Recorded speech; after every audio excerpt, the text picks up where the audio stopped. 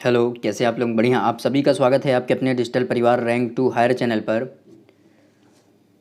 आज का जो मोटिवेशनल थॉट्स है कि ज़िंदगी खेलती भी उसी के साथ है, ज़िंदगी खेलती भी उसी के साथ है जो खिलाड़ी बेहतरीन होता है। दर्द सबके एक से हैं मगर हौसले सबके अलग अलग हैं। दर्द सबके एक से हैं मगर हौसले सबके अलग अलग हैं। कोई हताश होकर बिखर जाता है, कोई संघर्ष करके निखर जाता है। आइए आगे बढ़ें। 1 मई की जो महत्वपूर्ण सुर्खियां हैं उन सुर्खियों के बारे में जानकारी प्राप्त करें कि जनरल मनोज मुकुंद नरवाणे को गार्ड ऑफ ऑनर दिया गया। आज 30 अप्रैल को वो रिटायर हो चुके हैं। अब नए जो सेनाध्यक्ष होंगे वो कमान संभालेंगे।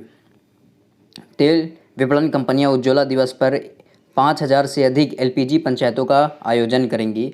पत्तन, पोत परिवहन और जलमार्ग मंत्री सर्बानंद सोनोवाल आज कोचीन शिपयार्ड लिमिटेड के स्वर्ण जयंती समारोह का उद्घाटन करेंगे। लेफ्टिनेंट जनरल बाग्गावल्ली सोमाशेखर राजू 1 मई को उप सेनाध्यक्ष के रूप में कार्यभार संभालेंगे। अगला है कि भारत स्वच्छ मिशन शहरी 2.0 इम्पॉर्टेंट है। आइए एक एक करके उन प्रश्नों को देखते हैं कि जनरल मनोज मुकुंद नरवाणे को गार्ड ऑफ ऑनर दिया गया। जनरल मनोज मुकुंद नरवाणे क्या हो चुके हैं? रिटायर हो चुके हैं। उनको जो 2 साल का सेवा का विस्तार दिया गया था, उनका 30 अप्रैल को सेवा विस्तार का जो समय था पूरा समाप्त हो चुका है। अब जनरल मनोज मुकुंद नरवाणे को गार्ड ऑफ ऑनर देकर उनको विदाई दी गई है। थल सेना अध्यक्ष का पद छोड़ने से पहले जनरल मनोज मुकुंद नरवाणे को आज 30 अप्रैल को नई दिल्ली में के साउथ ब्लॉक लॉन में गार्ड ऑफ ऑनर दिया गया। उप थल सेना अध्यक्ष लेफ्टिनेंट जनरल मनोज पांडे अगले सेनाध्यक्ष का पदभार संभालेंगे। ये 29वें सेनाध्यक्ष होंगे। वे इंजीनियरिंग कोर के पहले अधिकारी होंगे जो थल सेनाध्यक्ष बने हैं। श्री नरवाणे आज अपना 28 महीने का कार्यकाल पूरा कर सेवानिवृत्त हो रहे हैं। राष्ट्रीय रक्षा अकेडमी के पूर्व छात्र लेफ्टिनेंट जनरल मनोज पांडे को दिसंबर 1982 में कोर ऑफ इंजीनियर्स में शामिल किया गया था। लेफ्टिनेंट जनरल मनोज पांडे ने जम्मू कश्मीर में नियंत्रण रेखा के पास पल्लनवाला सेक्टर में ऑपरेशन पराक्रम के दौरान एक इंजीनियर रेजिमेंट की कमान संभाली थी। अपने 39 साल के कार्यकाल में लेफ्टिनेंट जनरल मनोज पांडे पूर्वी कमान का कार्यभार संभालने से पहले अंडमान निकोबार के कमांडर इन चीफ भी ये थे मनोज पांडे, जो 29वें थल सेना अध्यक्ष होंगे। आइए आगे बढ़ें। तेल विपणन कंपनियां उज्ज्वला दिवस 1 मई 2016 को जो उज्ज्वला स्कीम लॉन्च की गई थी उसके अवसर पर 1 मई को उज्ज्वला दिवस मनाने की घोषणा की है और उस उज्ज्वला दिवस के अवसर पर 5,000 से अधिक एलपीजी पंचायतों का आयोजन करेगी। तेल विपणन कंपनियां 1 मई को उज्ज्वला दिवस के अवसर पर 5,000 से अधिक एलपीजी पंचायतों का आयोजन करेंगी। इसमें एलपीजी के सुरक्षित और नियंत्रण उपयोग के अनुभव को साझा करने के साथ साथ ग्राहकों की संख्या के भी बढ़ाने का प्रयास किया जाएगा। प्रधानमंत्री उज्ज्वला योजना 1 मई 2016 को उत्तर प्रदेश के बलिया जिले से प्रधानमंत्री नरेंद्र मोदी के द्वारा स्टार्ट की गई थी। इम्पॉर्टेंट है कि उज्ज्वला योजना कब शुरू की गई थी? उत्तर प्रदेश के बलिया जिले से 1 मई 2016 को प्रधानमंत्री मोदी जी के द्वारा। पेट्रोलियम और प्राकृतिक गैस मंत्रालय ने इस योजना की उपलब्धियों की जानकारी देने के उद्देश्य से इस वर्ष 1 मई को उज्ज्वला दिवस के रूप में मनाने का फैसला किया है। प्रधानमंत्री उज्ज्वला योजना गरीबी रेखा से नीचे रहने वाले परिवारों को मुफ्त एलपीजी कनेक्शन प्रदान कर समाज के सभी लोगों को शामिल करने की दिशा में एक बड़ा कदम है। ये समाज के क्या है जो सक्षम लोग नहीं है उनको भी क्या समाज के मुख्य धारा में जोड़ना है। अंत्योदय का मतलब जो अंतिम लोग हैं उनका भी क्या है, उनको भी विकासात्मक गतिविधियों से जोड़ना है। ये प्रधानमंत्री का उद्देश्य है।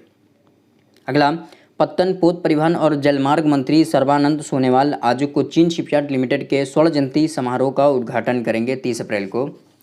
ये सर्बानंद सोनोवाल पत्तन, पोत परिवहन, जलमार्ग मंत्री सर्बानंद सोनोवाल आज दोपहर 30 अप्रैल को कोचीन शिपयार्ड लिमिटेड है उसके स्वर्ण जयंती समारोह का उद्घाटन करेंगे। इस अवसर पर वे स्वर्ण जयंती प्रतिमा का अनावरण करेंगे और कोचीन शिपयार्ड लिमिटेड के स्टार्टअप एंगेजमेंट फ्रेमवर्क का लोकार्पण करेंगे। श्री सोनोवाल कोचीन के बंदरगाह के पास रोरो जेट्टी सेवा की शुरुआत करेंगे और कोचीन पत्तन प्राधिकरण के प्रतीक चिन्ह का भी विमोचन करेंगे। इस अवसर पर पोत परिवहन राज्य मंत्री शांतनु ठाकुर और विदेश राज्य मंत्री वी मुरलीधरन भी उपस्थित हैं। सर्बानंद सोनोवाल कोच्चि में पोत परिवहन संबंधी एक कार्यशाला का उद्घाटन भी करेंगे। इसमें पर्यावरण, वन और जलवायु परिवर्तन मंत्री भूपेंद्र यादव, नीति आयोग के मुख्य कार्यकारी जो अधिकारी हैं सीईओ अमिताभ कांत भी मौजूद रहेंगे। आपसे पूछा जा सकता है कि नीति आयोग के नए जो उपाध्यक्ष बने हैं वो कौन हैं? डॉक्टर सुमन के बेरी, याद रखिएगा इसको। राजीव कुमार रिटायर हो चुके हैं। अगला है लेफ्टिनेंट जनरल बग्गावली सोमाशेखर राजू 1 मई को उप सेनाध्यक्ष के रूप में कार्यभार संभालेंगे। ये लेफ्टिनेंट जनरल बग्गावली सोमाशेखर राजू 1 मई को उप सेनाध्यक्ष के रूप में कार्यभार संभालेंगे। सैनिक स्कूल बीजापुर और राष्ट्रीय रक्षा एकेडमी के पूर्व छात्र श्री सोमाशेखर राजू को 15 दिसंबर को जाट रेजिमेंट में कमीशन दिया गया था। जम्मू कश्मीर में ओपी पराक्रम के दौरान उन्होंने इस बटालियन की कमान संभाली।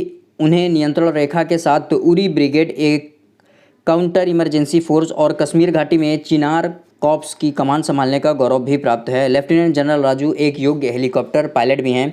सेवा में शानदार योगदान के लिए उन्हें उत्तम युद्ध सेवा पदक, अति विशिष्ट सेवा पदक और युद्ध सेवा पदक से भी सम्मानित किया गया है। अगला आवास और शहरी कार्य मंत्रालय का जो इम्पोर्टेंट प्रश्न है, आज़ादी के अमृत महोत्सव के तहत स्वच्छ भारत मिशन शहरी 2.0 ने शहरों को पूरी तरह से कचरा मुक्त बनाने के लिए राष्ट्रीय व्यवहार परिवर्तन संप्रेषण फ्रेमवर्क लॉन्च किया है। आवास और शहरी कार्य मंत्रालय के द्वारा स्वच्छ भारत मिशन शहरी 2.0 ने दुनिया के सबसे बड़े व्यवहार परिवर्तन कार्यक्रम SBM में 7 वर्षों से अधिक समय से लोगों की भागीदारी का जश्न मनाने के लिए स्वच्छता की ज्योत शीर्ष से पीयर लर्निंग वेबिनार सीरीज के दूसरे संस्करण का आयोजन किया। स्वच्छता की ज्योत किस मंत्रालय के अंतर्गत है? आपकी जो आवास और शहरी कार्य मंत्रालय के अंतर्गत है। ये स्वच्छ भारत मिशन शहरी 2.0 के अंतर्गत इसको लॉन्च किया गया है। आवास एवं शहरी कार्य मंत्रालय के तत्वाधान में स्वच्छ भारत मिशन 2.0 ने शहरों को पूरी तरह से कचरा मुक्त बनाने के लिए चल रहे आंदोलन कचरा मुक्त शहर को और प्रभावी बनाने के लिए राष्ट्रीय व्यवहार परिवर्तन संप्रेषण फ्रेमवर्क लॉन्च किया है। आवास और शहरी कार्य मंत्रालय के द्वारा ये behaviour change communication framework for garbage free cities join the mega launch and witness the revolution 29 अप्रैल से जो स्टार्ट हुआ, 29 अप्रैल को जो इसको स्टार्ट किया गया है इस कार्यक्रम को। शहरी भारत ने स्वच्छता के क्षेत्र में एक सामाजिक क्रांति देखी है। यह बदलाव माननीय प्रधानमंत्री नरेंद्र मोदी जी द्वारा 15 अगस्त 2014 को स्वतंत्रता दिवस भाषण के दौरान देश के 130 करोड़ नागरिक को विकास के लिए स्वच्छ भारत की ज़रूरत के आह्वान के बाद आया है। पिछले 7 वर्षों में स्वच्छता के लिए सरकार की यह नीति दुनिया का सबसे बड़ा व्यवहार परिवर्तन कार्यक्रम बन गया है, जो टिकाऊ शहरीकरण, चक्रीय अर्थव्यवस्था, पुनः उपयोग, घटाना, प्रयोग की गई वस्तु का पुनः उपयोग, साथ ही साथ संयुक्त राष्ट्र सतत विकास जो सस्टेनेबल डेवलपमेंट गोल है उस लक्ष्यों के सिद्धांतों का भी समर्थन करता है। ये